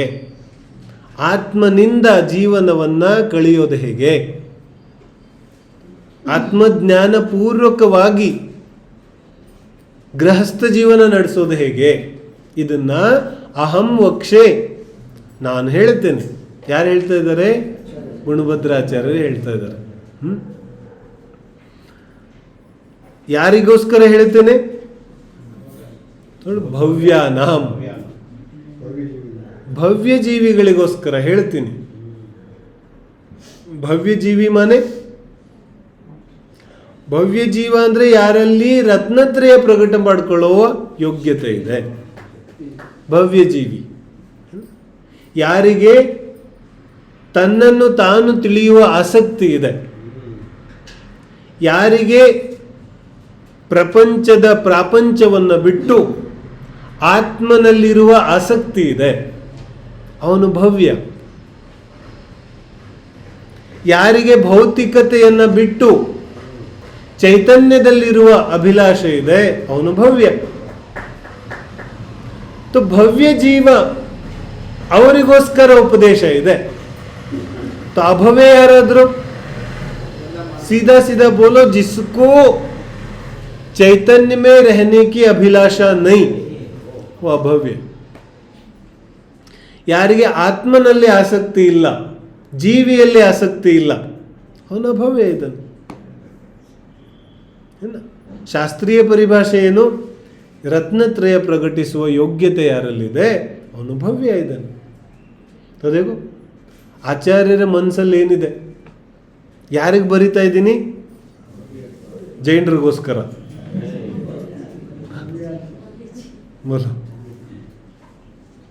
ಯಾರಿಗೆ ಬರಿತಾ ಇದ್ದೀನಿ? ದಿಗಂಬರ್ ಜೈನರಿಗೆ. ಕಿಸ್ಕೋ ಯಾರಿಗೆ ಬರಿತಾ ಇದ್ದೀನಿ? ಪುರುಷರಿಗೆ.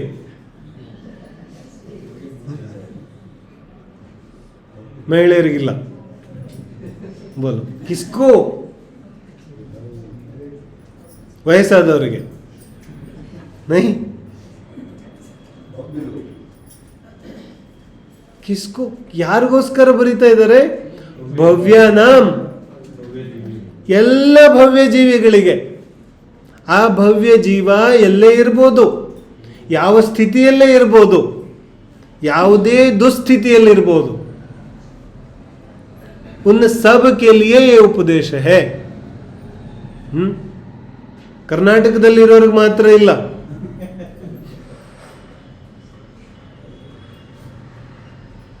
ಜೈನ ಪಂಥದವರಿಗೆ ಮಾತ್ರ ಇಲ್ಲ. ಸಬ್ ಕೆ ಲಿಯೇ, ಪ್ರತಿಯೊಂದು ಭವ್ಯ ಜೀವಿಗೂ ಉಪದೇಶ ಇದೆ. ಯಾವ ಜೀವಿಗೆ ಭೌತಿಕತೆಯನ್ನ ಬಿಟ್ಟು ಚೈತನ್ಯ ನಿವಾಸ ಬೇಕಾಗಿದೆ, ಅಂತಹ ಎಲ್ಲ ಜೀವಿಗಳಿಗೆ ಆತ್ಮಾನುಶಾಸನದ ಉಪದೇಶ ಇದೆ. ಯಾವ ಭೇದವೂ ಇಲ್ಲ. ಸ್ತ್ರೀ, ಪುರುಷ, ವೃದ್ಧ, ಬಾಲಕ, ಭಾರತೀಯ, ವಿದೇಶಿ, ಮನುಷ್ಯ, ತಿರಿಂಚ, ಎಲ್ಲರಿಗೂ ಉಪದೇಶ ಇದೆ. ಕಂಡೀಷನ್ ಏನಿದೆ? ಭವ್ಯ ಜೀವಿ ಆಗಿರಬೇಕು. ಭವ್ಯ ಜೀವಿಯ ಲಕ್ಷಣ ಏನು? ಈಗ ಹೇಳ್ತೇನೆ. ಗಮನಪೂರ್ವಕವಾಗಿ ಕೇಳಬೇಕು, ಅವನು ಭವ್ಯ ಇದ್ದಾನೆ. ಬೋಲು, ಗಮನಪೂರ್ವಕವಾಗಿ ಕೇಳಿದ್ರೆ ಅವನು ಭವ್ಯ ಇದ್ದಾನೆ. ಯತ್ ಪ್ರತಿ ಪ್ರೀತಿ ಚಿತ್ತೇನ ಏನ ವಾರ್ತಾಪಿ ಹಿ ಶ್ರುತ ನಿಶ್ಚಿತಂ ಸ ಭವೇದ್ ಭವ್ಯೋ ಭಾವಿ ನಿರ್ವಾಣ ಭಾಜನಂ. ಯತ್ ಪ್ರತಿ ಪ್ರೀತಿ ಚಿತ್ತೇನ, ಅತ್ಯಂತ ಪ್ರೀತಿಯಿಂದ, ಅತ್ಯಂತ ಆನಂದದಿಂದ, ಸಂತೋಷದಿಂದ ಯಾರು ಜಿನ ವಚನಗಳನ್ನು ಕೇಳುತ್ತಾನೆ, ಅವನು ನಿಶ್ಚಿತದಿಂದ ಭವ್ಯ ಇದ್ದಾನೆ. ಅವನಿಗೆ ನಿಯಮದಿಂದ ಮುಕ್ತಿ ಆಗುತ್ತೆ. ಭವ್ಯ ಯಾರು? ಯಾರು ಆಸಕ್ತಿಯಿಂದ, ಸಂತೋಷದಿಂದ ಜಿನವಚನಗಳನ್ನು ಕೇಳುತ್ತಾನೆ, ಅವನು ಭವ್ಯ ಇದ್ದಾನೆ. ಸಿಂಪಲ್. ಯಾತಕ್ಕೋಸ್ಕರ ಹೇಳ್ತಾ ಇದ್ದೇನೆ? ಯಾರಿಗೋಸ್ಕರ ಹೇಳ್ತಾ ಇದ್ದೇನೆ? ಭವ್ಯಾನಾಂ. ಯಾತಕ್ಕೋಸ್ಕರ ಹೇಳ್ತಾ ಇದ್ದೇನೆ? ಹೇಳಿದ್ರು ಮೋಕ್ಷೇ, ಮುಕ್ತಿಗೋಸ್ಕರ. ಮುಕ್ತಿಗೋಸ್ಕರ ಹೇಳ್ತಾ ಇದ್ದೇನೆ. ಸಮಯ ಆಯ್ತಲ್ಲ?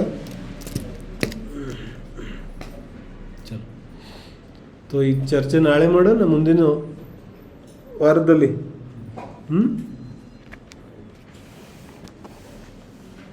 ಯಾಕೋ ಸಾಮಾನ್ಯ ಅರ್ಥ ನೋಡೋಣ. ವಕ್ಷೆ ಅಂದರೆ ಹೇಳ್ತೀನಿ, ಮೋಕ್ಷ ಪ್ರಾಪ್ತಿಗೋಸ್ಕರ, ಮುಕ್ತಿಗೋಸ್ಕರ. ಏನ ಮುಕ್ತಿ ಅರ್ಥ ಏನು ಆಮೇಲೆ ನೋಡೋಣ. ಯಾರಿಗೆ ಹೆಂಗೆ ಹೇಳ್ತಾ ಇದ್ದೀನಿ, ಯಾವ ಸ್ಥಿತಿಯಲ್ಲಿದ್ದು ಹೇಳ್ತಾ ಇದ್ದೀನಿ ಹೇಳ್ತಾರೆ. ಹೃದಯ ಅಂದರೆ ಹೃದಯ, ಹೃದಯ ಅಂದರೆ ಮನಸ್ಸು ಅಂದರೆ ಆತ್ಮ. ಓಕೆ. ಹೃದಯದಲ್ಲಿ ನಿಧಿ ಅಂದರೆ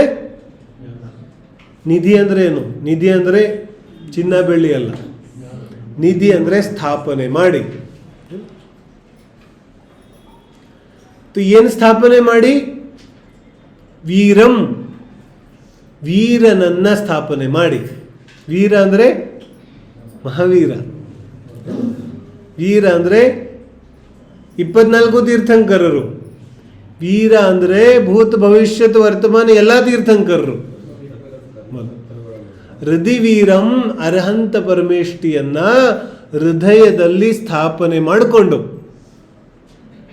ಹೆಂಗಿದ್ದಾರೆ ಅರ್ಹಂತ ಪರಮೇಷ್ಠಿ? ಲಕ್ಷ್ಮೀ ನಿವಾಸ ನಿಲಯಂ. ಎಲ್ಲಿ ನಿವಾಸ ಮಾಡ್ತಾ ಇದ್ದಾರೆ? ಲಕ್ಷ್ಮೀ ಯಾರಲ್ಲಿ ನಿವಾಸ ಮಾಡ್ತಾ ಇದೆ? ಅವರು ಲಕ್ಷ್ಮಿಯಲ್ಲಿ ನಿವಾಸ ಮಾಡ್ತಾ ಇಲ್ಲ. लक्ष्मी निवास निलयम जो जिनमें लक्ष्मी निवास करती है. ಯಾರಲ್ಲಿ ಲಕ್ಷ್ಮಿ ವಾಸ ಮಾಡುತ್ತೆ. ಲಕ್ಷ್ಮಿ ಅಂದರೆ ಕ್ಯಾಶ್. ಲಕ್ಷ್ಮಿ ಮನೆ ಚರ್ಚಾ ಕರೆಂಗೆ. ಲಕ್ಷ್ಮೀ ನಿವಾಸ ನಿಲಯಂ ವಿಲೀನ ವಿಲಯಂ. ವಿಲಯಂ ಅಂದರೆ ವಿಲಯ ಅಂದರೆ ನಾಶ ಅಂದರೆ ಮರಣ. ವಿಲಯ ಮನೆ ಮರಣ. ವಿಲೀನ ವಿಲಯಂ, ಯಾರ ಜನ್ಮ ಮರಣ ನಾಶ ಆಗೋಗಿದೆ. ವಿಲೀನ ವಿಲಯಂ, ಯಾರ ಜನ್ಮ ಮರಣ ನಾಶ ಆಗೋಗಿದೆ, ಯಾರಲ್ಲಿ ಲಕ್ಷ್ಮಿಯ ನಿವಾಸ ಇದೆ, ಅಂತಹ ತೀರ್ಥಂಕರ ಪರಮೇಷ್ಠಿಯನ್ನ ಹೃದಯದಲ್ಲಿ ಆತ್ಮನಲ್ಲಿ ಸ್ಥಾಪನೆ ಮಾಡಿ ಆತ್ಮಾನುಶಾಸನ ಮೋಕ್ಷೆ, ಆತ್ಮಾನುಶಾಸನವನ್ನು ಹೇಳ್ತೀನಿ. ಅಂತಹ ಆತ್ಮಾನುಶಾಸನವನ್ನು ಗುಣಭದ್ರಾಚಾರ್ಯರು ನಮಗೆ ಹೇಳೋರಿದ್ದಾರೆ. ಸಮಯ ಆಗಿದೆ. ಮುಂದಿನ ವಾರದಿಂದ ಈ ಆತ್ಮಾನುಶಾಸನದ ಸ್ವಾಧ್ಯಾಯವನ್ನು ನಾವು ಗಮನವಿಟ್ಟು ಕೇಳಿ ಅದರ ಪ್ರಯೋಜನವನ್ನು ಪಡೆಯುತ್ತೇವೆ. ಯಾರಿಗಾದರೂ ಪ್ರಶ್ನೆ ಇದ್ದರೆ ಕೇಳ್ಬೋದು.